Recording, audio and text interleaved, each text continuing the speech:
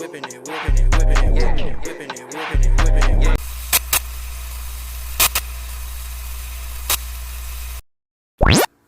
Yo, what is good with y'all boys? And today we're about to be talking about Guy Ritchie's The Covenant. And yeah, so I really enjoy war movies a lot sometimes, like Fury, American Sniper, Black Hawk Down, Lone Survivor, and Dunkirk. Those are just like some of my favorites, but like I watched a lot of other war movies. I enjoy a lot of them. Alright, so positive number one is I think it's very rewatchable. It might not be like as good as Snatch, but I mean I think it honestly is. I think it's my favorite Guy Ritchie film. Um, yeah, it's got a really good score, and like a lot of the other Guy Ritchie movies, it's got pretty good quips and one-liners, and it's got a lot of good dialogue and comedy. There's some pretty funny moments throughout. Um, and the best part about the comedy in this movie is because I'm a hard sell on comedy. Like, I'm really hard. So, but I liked how they did it in this movie with the comedy. They just put it in spots where there wasn't any tension, so it didn't compromise any tension for me. I thought that the jokes were put in the perfect spots. It was whenever stuff wasn't happening and they were trying to tell a story, and like, hey man, like, they just told a stupid joke, you know? So yeah, and then, like I said, the score was good. I thought that the score went perfectly with it. It made it feel more gritty and grimy, and I don't know, I fucked with it. The score was pretty rock and roll, you know what I'm saying? So she was hard. The next positive is the length of this movie. It's kind of like a mixed thing in a way, but I think it mostly works. There's a lot of things that come back with the writing that come back in time. Like, this is spoilers, so, but like, you know, of course, he called in the gunships, and I honestly forgot about the gunships, because like I said, it's kind of like a long movie. So like, at that point, you're kind of like, not only are you kind of you might be kind of burnt out, but like you're also at that point in the movie there's been a lot going on, so it's kind of hard to keep up with everything that's going on, especially on your first time watching it. So but yeah, I think the length worked with it pretty well, because of just like, you know, the gunships came back in the end and I forgot about it, and then there's a lot of other things that happened that they wrote in, just little things that came back in the end. So I thought that worked. And the movie is at its best during the action sequences in this movie. Holy shit, man. Some of these action sequences in this movie are crazy. It's got really good action. It's got dynamic gunfights. That's like the best way I can describe it. There's a lot of engagements in this movie where, you know, it's pretty unique. That's what I love to see in war movies, like American Sniper and stuff like that. You know, you see unique gunfights in a lot of these movies, and I enjoyed a lot of them. And some of the kills in this movie are pretty gory and graphic, and sometimes they don't even show you killing it all the way too. They'll do the whole psychological thing, and they'll just show him stabbing like that. Literally, that's all you see is his arm doing that, and it kind of fucks with you a lot too, because you're just not even seeing it, but you know he's getting fucked up because you just hear so yeah, I also thought that Jake Gyllenhaal's performance was pretty good. You know, there was points in this movie where at first I was thinking like, man, this guy's a dick, you know what I'm saying? Like, why is he treating everybody like shit and stuff? And then you realize he's just like that guy that just gets stuff done. Ahmed, like, he could tell at first that he just knew what kind of a guy he was. He was like, oh shit, I'm not even gonna let it get to me. So yeah.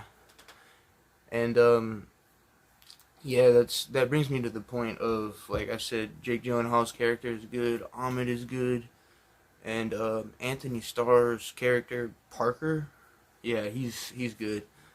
So yeah, Ahmed and John are good characters, and they have good dynamic with their, they have a good dynamic with their relationship. Throughout this movie, they kind of have an arc. Ahmed just respects him the whole time, and John is kind of like, at first he's like, hey man, like the interpreter before, like he got killed, man, and you know, you just so you know, you might want to stick it and stay out of my way. And he's like, yeah, he's like, alright man, just don't get in the way. He like made it clear not to get in the way and shit. And like that's what I was talking about, like you think he's a dick, and then you kind of just realize he's not really a dick, he's just kind of like really blunt. That's just kind of how he is. Like some people are like that, bro. I don't know if you've ever met people like that, but that's kind of how it is. Sometimes you meet people, especially people of higher status that get shit done, bro. They don't play around, bro. They just kind of, it's not that they're dicks. They don't play games, and they're more blunt with you. Like I said, I like how the writing was in this movie. It wasn't like completely the writing, because this was like a true story or whatever, but like, you know, just the way they tied everything in was pretty good to me. And you know, like at the end, whenever you see what happens to the families of the interpreters, and you're glad Ahmed and his family got the visas and they made it to America. You're glad that he went back and saved them. And honestly, you wish that he would have been able to save more interpreters, because it's so sad that, you know, all that stuff was going down, and that's the way that it had to be, because it didn't have to.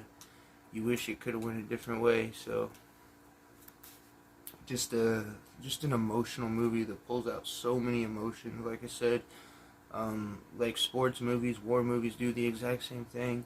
You know, there's this, especially in this movie too, there's times where you're laughing, like I said, and then there's times where you're happy because Ahmed got his family to America, and then there's times where you're sad because of, you know, you thinking, man, all those people that died, you know, to all of the people in his unit, you know, in that battle, that first battle they got in with Ahmed, man, they took out the whole battalion basically, man. Like all those guys died, you know. So that was a real sad scene. Like I'm not even gonna lie to you, bro. I cried like 2 or 3 times during this movie.